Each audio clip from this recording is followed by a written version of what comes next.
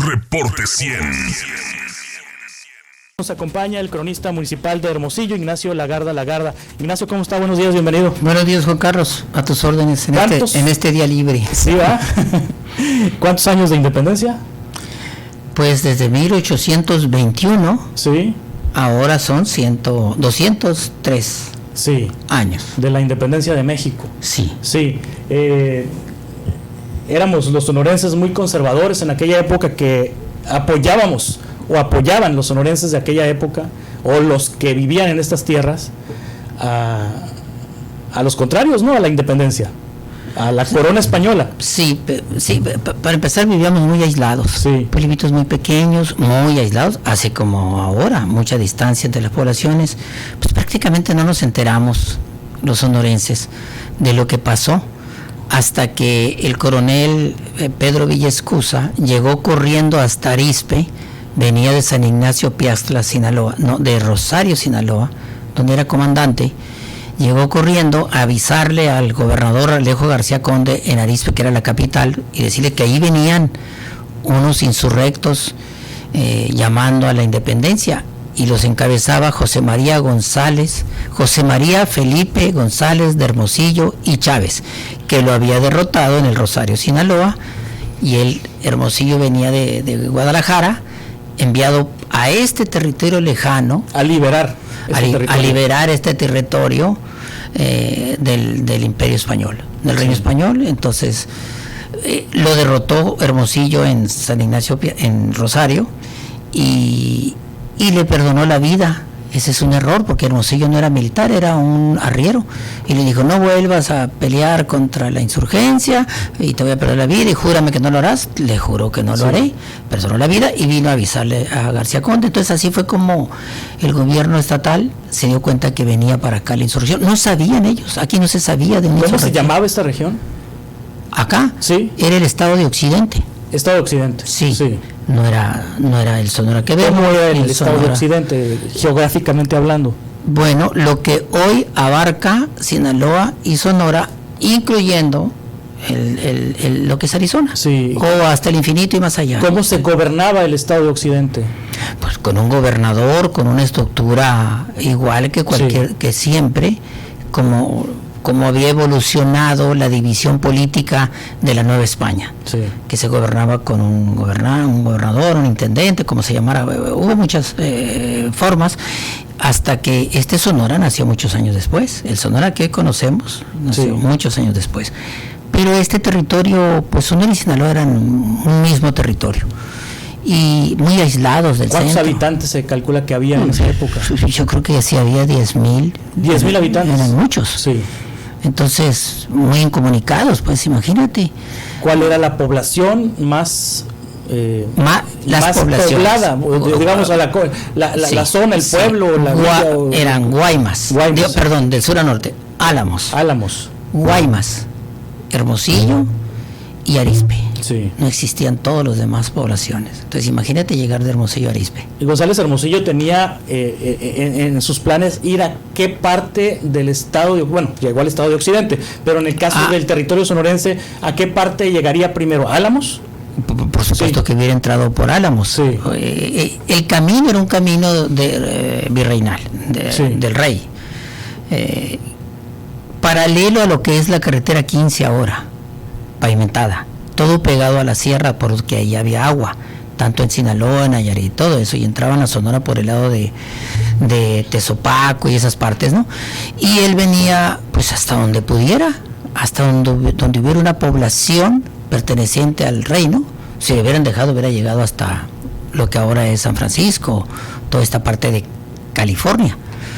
Entonces, pero llegó nomás a San Ignacio Piastla. Cuando García Conde se enteró, armó un equipo de 300 indígenas, de estos que ya no existen en Sonora, ópatas, que los ópatas eran como los cherpas, muy agresivos, muy violentos. Dijo, eso ya causaba terror, y tardó 16 días en llegar a encontrar a González de Hermosillo. Ya no lo encontró en Rosario, que está más al sur, encontró en San Ignacio Piastla. Todavía existe ese pueblo ahí en el río San Ignacio, pues con todos los estos ópatas y armas de fuego. González de Hermosillo traía picos, palas y asadones. ¿Y había inconformidad en el estado de Occidente en contra de la corona? No había inconformidad. No, se vivía pues muy bien. Sí. No sabía nada de qué sucedía en el centro. Entonces González Hermosillo venía a liberar al estado de Occidente, ¿de quién entonces? Pues de las autoridades de García Conde, de las autoridades virreinales. Claro. Entonces, ¿qué pasó en realidad? Que los sonorenses, representados por García Conde, lucharon contra la insurgencia, contra la independencia. Sí. Entonces, ese fue el papel que tuvo Sonora y Sinaloa también, ¿no? Sí. Contra la independencia, no a favor de la independencia. Eso no se enteraron. ¿Y cuando ocurrió la independencia no hubo represalias?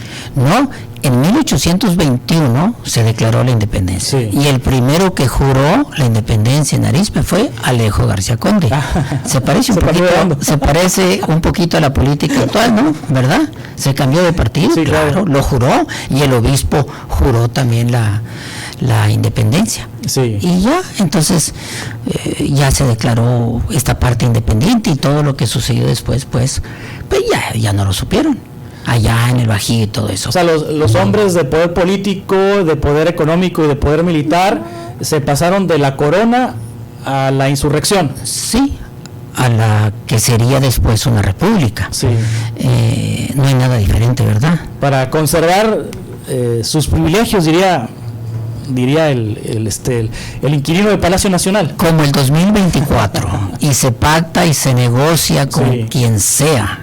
Haya sido tu enemigo, es decir, pues los propios que eran enemigos pues no se arreglaron con los insurgentes, con Guerrero. Agustín de Iturbide negoció la reforma, la independencia. Sí. Agustín de Iturbide, dije sarcásticamente, negoció igual que se negocia ahora. Los seres humanos han sido, serán y son idénticos. Sí.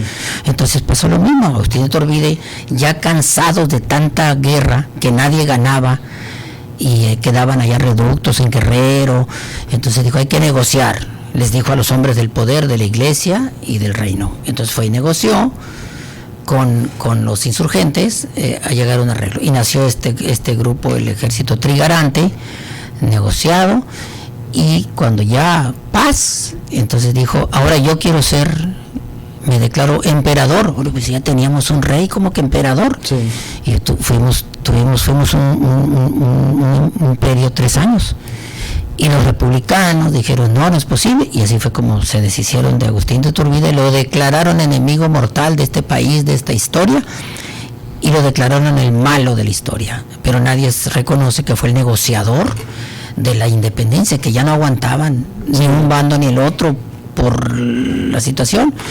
Y después ya vino la república, el 24, cuando se promulgó la primera constitución como república, dejamos de pertenecer al reino español, porque éramos el reino aquí no fue colonia como se dice, aquí fue virreinato. El reino español abarcaba allá en España toda América Latina y las Filipinas, era el reino. Entonces tampoco fuimos colonia, ahora se dice época virreinal, porque éramos parte del reino. Entonces nacimos ya como república el 24, y a partir de entonces, del 24, empezaron las pugnas entre los republicanos, los ganadores de todo, la nueva república, esta que estamos viviendo ahora, y empezó la pugna, república federal o república central, y duramos todo el siglo 19 peleándonos por eso.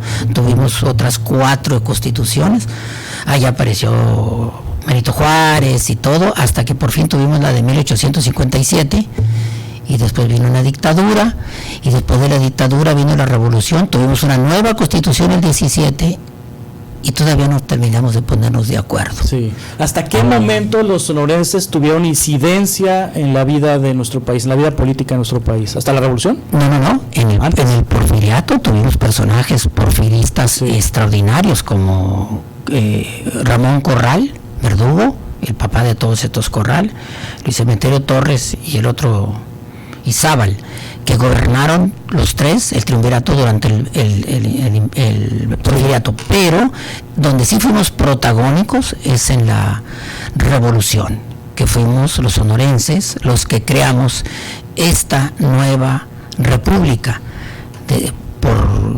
Creamos lo que existe ahora, y que fue un poco reformada o sacado de la jugada por Lázaro Cárdenas, pero es esa república, esta forma de vivir que tenemos los mexicanos hasta la fecha. Sí.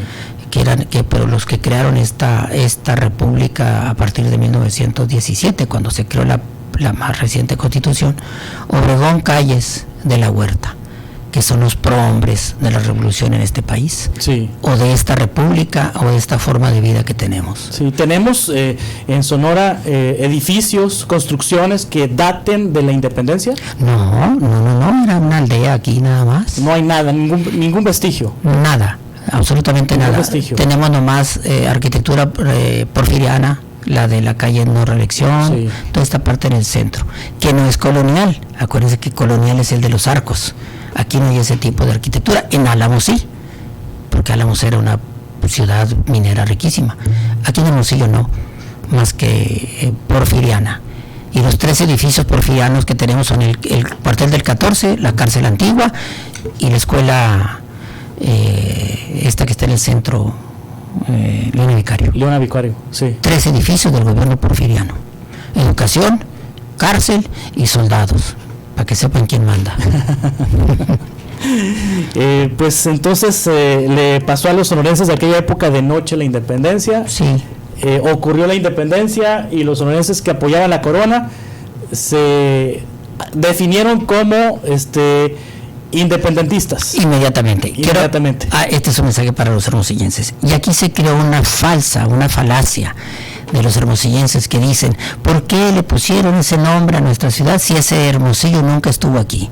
Es una falacia. Para empezar, no se necesita un héroe estar en un lugar para ser reconocido.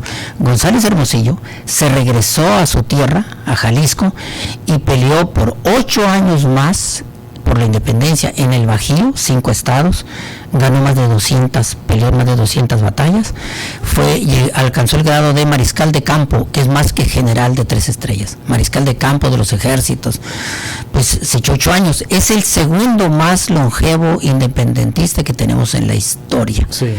No es cualquier personaje. Entonces, a la hora de repartir los nombres. ¿Y dónde está su estatua en Hermosillo? Pues no está en ninguna parte, es lo que yo digo. Pero si todos los hermosillenses dicen, ¿y por qué? Y no tienen ni la menor idea quién fue González Hermosillo. Sí. Entonces, lo único que tenemos es una calle, que le pusimos a una calle que es para allá donde termina la Colosio, el nombre de la ciudad, pero no tenemos una estatua. Tenemos una estatua de Quino, y Quino nunca estuvo aquí.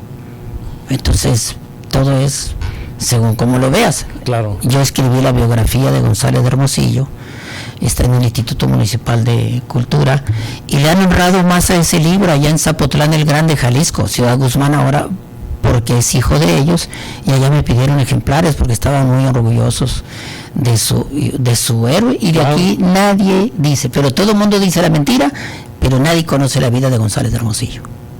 Claro, héroe de la independencia, que Hermosillo, la ciudad de Hermosillo le debe cuando menos una estatua. Al menos no, yo me conformo como cronista que dejen de decir esa falacia, claro, que no digan una cosa que no saben por ignorancia.